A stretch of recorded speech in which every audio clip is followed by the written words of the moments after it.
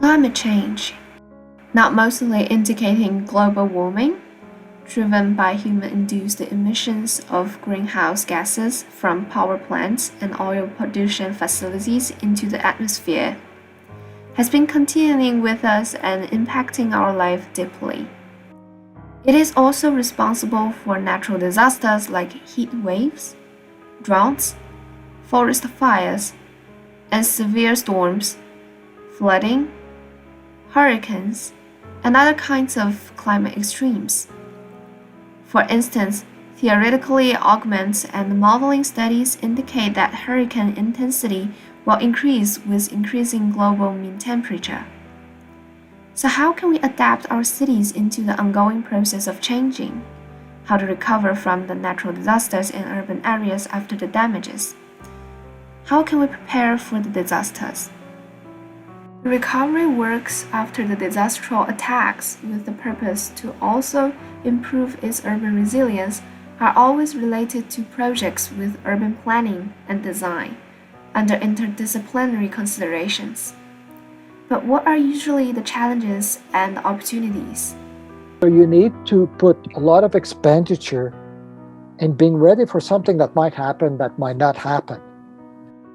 Cities may be at varying degrees of exposure to a variety of natural disasters. And one major conflict when facing natural disasters is that as the frequency and intensity of these events increase with climate change, the global population continues to become increasingly urbanized. The potential for disaster losses increase as well, which produce more exposed socio-ecological systems and concentrations that are vulnerable to disasters. We know that there are earthquakes in California. So you expect, governments and planning to be ready to deal with those earthquakes because you know that they're going to happen at some time, at some point. The extent to which the solutions are going to be engineered and expensive will depend on how rich the city is, how big the city is, and how much real estate you have in the city to be protected. Resiliency, which refers to the magnitude of a disturbance that can be absorbed before a system radically changes to a different state, as well as the capacity to self-organize to emerging circumstances, is becoming the central topic when talking about the society confronting climate change. Being ready for disasters cannot work for generic disasters. Okay, so there's no generic disaster. Are you going to build a whole system of walls, when the water's coming in? No, you're just going to move everything a bit further away, and people are going to move there. The preparation for the disasters and also the works for improving the resilience of the cities are also the unpredictability of the events. We don't know when it is going to happen, where, and how intense it is going to be.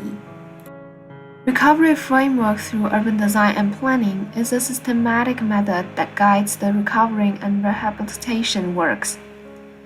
The plans for politics, economics, and also natural and cultural rehabilitation need to be synthesized instead of functioning separately. Works need the collaboration between several disciplines.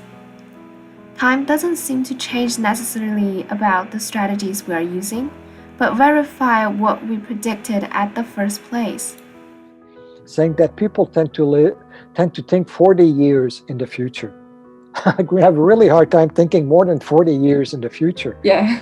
And I think that applies to urban design and everything we built as well. We built something for 40 years in the future. What happened afterwards? Well, we don't know. And it's that this is about the extent of the human capacity, about thinking about the future.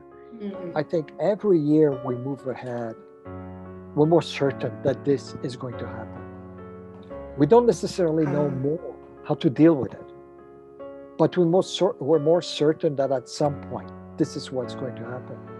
Social equity is also the main concern for the recovery and preparation for natural disasters. Individuals who have access to resources are more likely to reside in buildings that can resist natural events, which makes the vulnerable areas become more vulnerable than the others.